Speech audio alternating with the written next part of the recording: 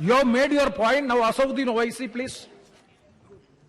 शुक्रिया चेयरमैन साहब, आपने मुझे बोलने का मौका दिया। मैं इस तहरीक अदम एतमाद की तायद में खड़ा हूं जिसको टीआरएस पार्टी और हमारी पार्टी ने दिया, जिसको स्पीकर साहब ने कबूल किया। सर, मैं 11 पॉइंट आपके सामने रखूंगा जो मैं बताने की कोशिश करूंगा कि क्यों हम इस तहरीक अदम एतमाद की तायद में और मोदी हुकूमत की मुखालिफत में खड़े हैं। सर, हालिया दिनों में हमारे मुल्क में ट्रेन में एक वर्दीपोश दहशतगर्द ने अपने सीनियर मीना साहब का कत्ल करने के बाद ट्रेन के कंपार्टमेंट में जाकर नाम पूछकर, चेहरे पर दाढ़ी देखकर, कपड़े देखकर उनको कत्ल कर दिया और उसके बाद उसने कहा कि इस देश में रहना है तो मोदी को वोट देना पड़ेगा। मैं हुकूमत से जानना चाहूंगा कि क्या ये अक्सरियती तबके की एक्सट्रीमिज्म और रेडिकलाइजेशन की बेहतरीन मिसाल नहीं है, और अगर है तो फिर हुकूमत इस पर क्या करेगी। सर, हमारे आइन में, संविधान में लिबर्टी ऑफ कॉन्शियस को लिखा गया, तमहीद में, यानी जमीर की आजादी का जिक्र किया गया है। मैं हुकूमत से और खास तौर से वजीर आजम से जानना चाहता हूं कि कहां गया इस हुकूमत का जमीर, कॉन्शियस जिसको अंग्रेजी में कहते हैं, जब नूह में 750 इमारतों को बगैर ड्यू प्रोसेस फॉलो किए उनके इमारतों को मुनज़्ज़म कर दिया गया, और इसलिए कि वो मुसलमान थे, पूरे के पूरे इलीगल थे। इसीलिए पंजाब की हाईकोर्ट और हरियाणा की हाईकोर्ट ने कहा कि ये एथनिक क्लेंसिंग है। इसकी एक बेहतरीन मिसाल है उस हुकूमत की। तीसरी है कि इस मुल्क में एक नफरत का माहौल, बल्कि एक आतिश को पैदा कर दिया गया, मुसलमानों के खिलाफ नफरत का माहौल। ये इनका ये 9 साल का इनका ये कारनामा है।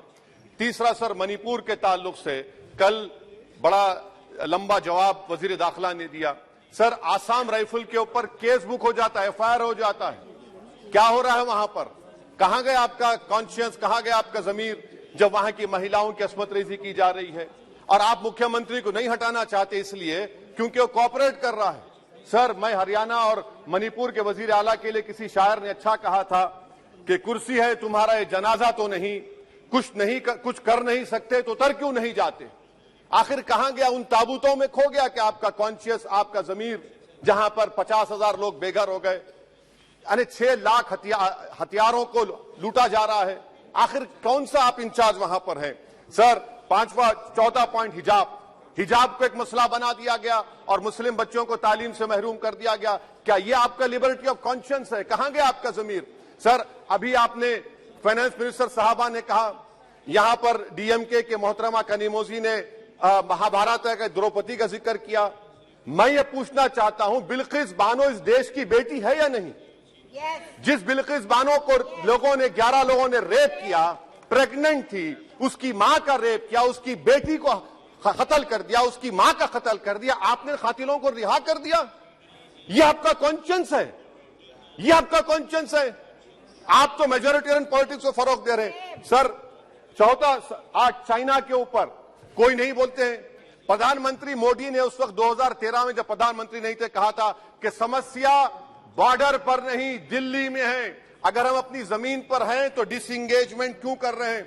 क्या आज चीन हमारी जमीन पर नहीं बैठा है? क्या आज चीन से आप बातचीत कर रहे हैं? आप डिसएंगेजमेंट कर दिए। बताइए डी एस्केलेशन, डी इंडक्शन कब होगा? मैं आपके जरिए इस हुकूमत को बता रहा हूं कि अगर प्रधानमंत्री ने अहमदाबाद में शी जिनपिंग को बुलाकर झूला झुलाया था, क्या हुआ? क्या नतीजा निकला उसका? चेन्नई दिखाया, क्या नतीजा निकला? सर, इसलिए चीन पर बोलिए, चीन को उखाड़ कर फेंकिए। सर, और एक पॉइंट जिस पर मैं मुखालिफ तायद में खड़ा हूं, हाई इन्फ्लेशन है इस मुल्क में, हाई अनएम्प्लॉयमेंट है, स्टैग्नेटिंग कंजम्पशन है। इसकी वजह से महिलाओं में हाई एनीमिया लीड कर रहा है। ये हुकूमत इसकी जिम्मेदार है। सर, कुलभूषण जाधव कहां है? पाकिस्तान में बैठा है, आप क्यों नहीं लेके आते?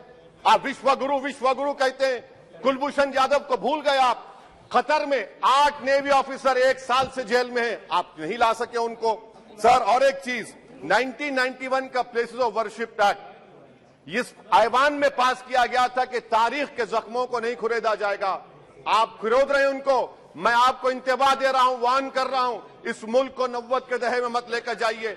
91 का एक्ट सुप्रीम कोर्ट में जवाब दीजिए कि आपकी हुकूमत 91 प्लेस ऑफ वर्शिप एक्ट की कायम है, उस पर कायम रहेगी। यूसीसी, सर, इस यूसीसी का फॉर्मूला क्या है? एक मुल्क में एक मजहब, एक कल्चर, एक जबान, ये तो डिक्टेटरों का फार्मूला है। भारत एक गुलदस्ता है, भारत एक मोजाइक है। यहाँ पर बेशुमार जबानें, बेशुमार मज़ाहिब बोले जाते हैं और हिंदू अनडिवाइडेड फैमिली में Now, OIC जी, please try to conclude. Sir I am concluding. 8 crore 75 Hindu खानदानों को 3,800 करोड़ डिडक्शन मिला। इसके बारे में आप क्या कहेंगे सर? और मैं कंक्लूड करने से पहले आपको बताना चाह रहा हूं कि माइनॉरिटी वेलफेयर का बजट 40% कम कर दिया गया।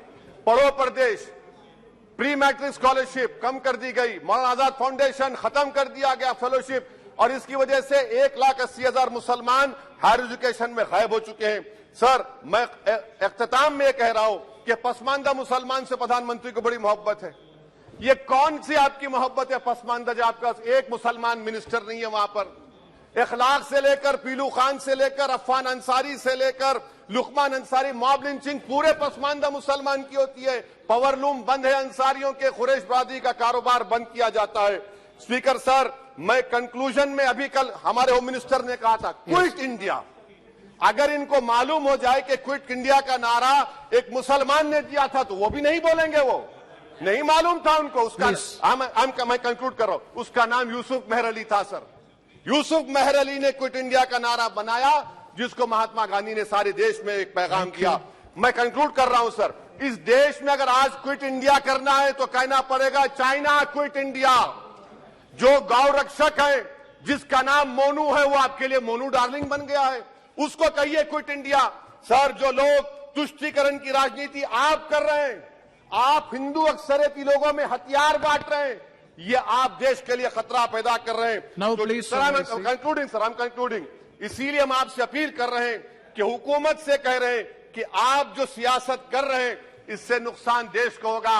प्रधानमंत्री जब खड़े होकर जवाब देंगे, हम उनसे पूछना चाह रहे हैं, पॉइंटेड क्वेश्चन है, क्या देश बड़ा है या हिंदुत्व गोलवालकर की आइडियोलॉजी बड़ी है? मैं इस तहरीक अदम एतमाद की तायद में खड़ा हूं और हुकूमत की मुखालिफत में। सर, एक आधा मिनट सर। सर, दो लोग, दो महाज है इस मुल्क में, एक चौकीदार है, एक दुकानदार है। एक चौकीदार, एक दुकानदार है। जब जुल्म हम पे होता कोई मुंह नहीं खोलते। यूएपीए का कानून अमित शाह ने लाया, इन दुकानदारों ने तायद की। आज उस यूएपीए का कानून में 83 साल का बुढ़ा सिपर, खत्म करो, सिपर नहीं होने से मर गया। आखिर कब तक दुकानदार और चौकीदार हमारी लाशों पर सियासत? सर, हम कंक्लूडिंग, कब तक सियासत करेंगे? अगर आप जुल्म के खिलाफ आवाज नहीं उठाएंगे तो आपकी दुकानदारी नहीं चलेगी, चौकीदार को धन्यवाद श्री तीसरा प्रिंस महाज राज करेगा। शुक्रिया सर।